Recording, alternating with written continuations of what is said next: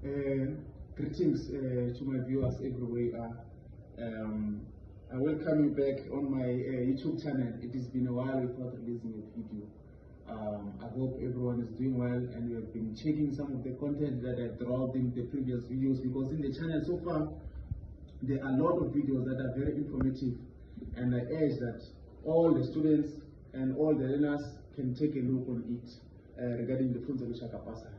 So the business of the day, it's very short and simple. Today we're going to talk about the application for the 2026 Funza Lushaka Bursary. So what is happening, the applications are opening as of 1st October 2025. This will be for the 2026 academic year for the students who want to pursue Bachelor of Education degree. Remember, by the way, Funza Lushaka does no longer fund PGCE. So now we have to go the B.Ed way. So also, I would like to thank all the people who have subscribed to the channel. I will urge you that continue to subscribe, and then that will help us to have more people to reach the content faster. And many people will need help in this Funza Lushaka Bursary. By the way, we need more teachers at this time around. And at this point, and as far sometimes it's not the right option to have because the money is too little. So before you can go to the application of Funza Lushaka Bursary on the 1st of October 2025 when they open, firstly just try to go through the priority subjects that Funza Lushaka Bursary is looking for. So I won't say or mention them now, but just look on the first comment below this video. I will have a link that is placed there for the video that I've done before that is speaking about the priority subjects that Funza Lushaka is looking for. So I think that every information you need is already here on my channel. Just have to go through the videos, but the link is down there below. You can check what is happening. So I will talk about the closing date. Remember, I said they are opening tomorrow on the 1st of October 2025. The closing date, it differs. There are first year students and there are returning students. Let me talk about the first year students, first entering students, or first users of this bursary. Either it can be someone who has matriculated or already someone in matric. You are a first time applicant, or you are applying to get your bursary for the first time. You might not be applying for the first time, but you're applying to get this bursary or applying to use this bursary for the first time. It can be a third time applying, but you're applying to use it for the first time. So if you are that person who have not used Funza Lushaka before, you are not applying when you are for your second year, you are just applying for your first year. Your closing date are on the 16th of January 2026. So by then now institutions will have already have your results. Even when they are not published, but by then the institutions are having the data of your results and they can be able to approve or reject you in those institutions. So even when you apply for the bursary, you can apply as early as late as January, because you have to see which schools, which university are you accepted for, so that in that application you attach that student number for that particular university. So when you are a first entering student or first time user of this bursary, don't rush to apply. Just look how the universities are behaving so that you can put the correct details there.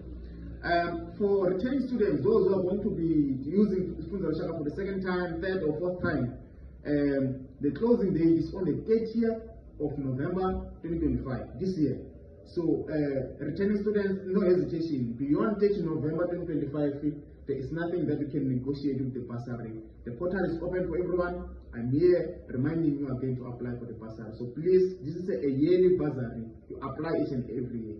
So being awarded this bursary for the first time doesn't mean automatically you're going to use it up until you finish. You apply it yearly. It's on a yearly basis. I hope you are clear on that one. When we check on the developments of the Funza Lushaka Bursary, we have seen that now there is a vetting allowance that has been introduced into the Funza Lushaka Bursary.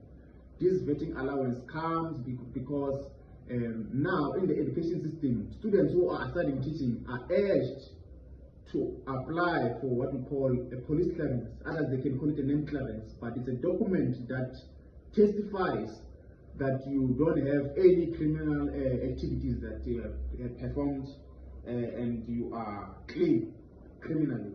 So, because now we don't want to have people who want to be teachers and teach the nation, while we know that the learners are not going to be in safe hands. So we care about the safety of our learners, and everyone who's going to be studying this profession must be someone who is criminal record free. So another thing, we need to maintain academic progress in this bursary. Whether you are first entering or you are continuing, once you mess up with your subjects, there are going to be consequences in this bursary. So once you have this bursary, you must make sure that you work up to the standard and make sure that you save this bursary, because once you fail, that's when everything is going to take a downturn. So you need to maintain academic progress. So another thing, once you are in the institution and you are funded by this bursary, it's your duty to get familiar with the financial aid officer who is strictly dealing with Funza Lushaka related issues. Remember that people who are dealing with NSFAS issues and everything, but we find that they're in one office under the financial aid office. But within the financial aid office, there are officers who are directly or strictly dealing with Funza Lushaka inquiries or Funza Lushaka matters or Funza Lushaka financial distributions. So you must know them, you must have their contacts, preferably email details, so that you can always communicate with them. Also go to their offices, always know them, so that whenever you need something, you know where to go, you are not lost. I can answer some of the questions on YouTube, but many people, they've seen in the comments. I also refer you to the financial aid officer who's dealing with Funza Lushaka bursaries within your university. So please, I urge you to go and look for some of the inquiries there within your institution, because some of the things that I can tell you based on the institution that I am in, which is CPUT, by the way. But we find that things are working differently when you are in another university. So it's good, as much as I give you the knowledge that I have, go to your university and ask what is happening. Go to their offices, email them. So for me, I will just say that sometimes the academics, they become overwhelming as much as we try to maintain academic progress. Sometimes it can be emotional things that are coming within our academic journey. So let us try to make sure that we visit those student support services that are found in our institutions, like student counseling, where we can get help in terms of our mental or emotional well-being, and then we get pushing with these academics. And also some of the problems, there are spiritual problems as we're living in this life, which actually they need you to believe in your higher power. And as they believe in different things, ancestors or God or whatever they can call, whatever you believe in, I can say that ask for the higher powers that you believe in.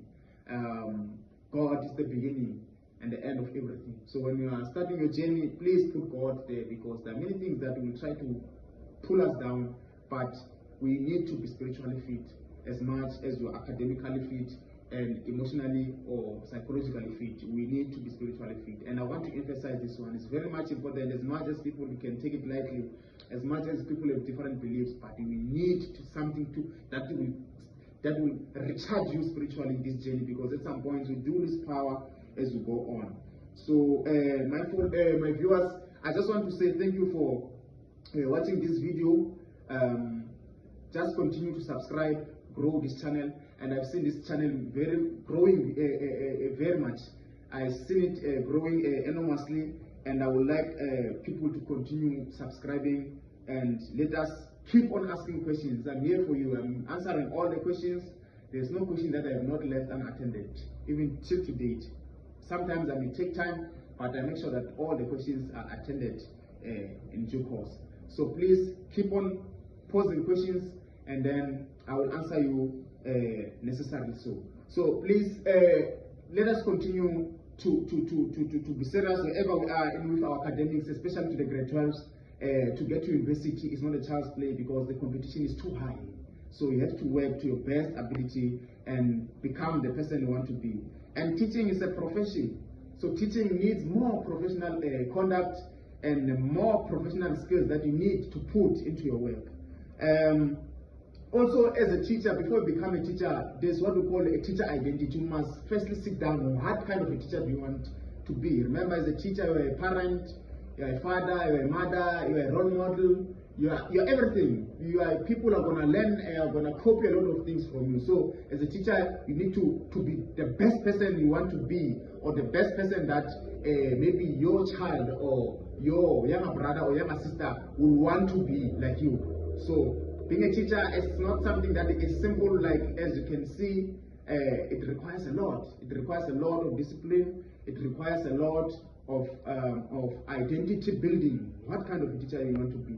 So without taking too much long, I'll just cut it here and say that thank you for supporting. Thank you for watching this video. Edin Kromo is loving you everywhere you are. Salute.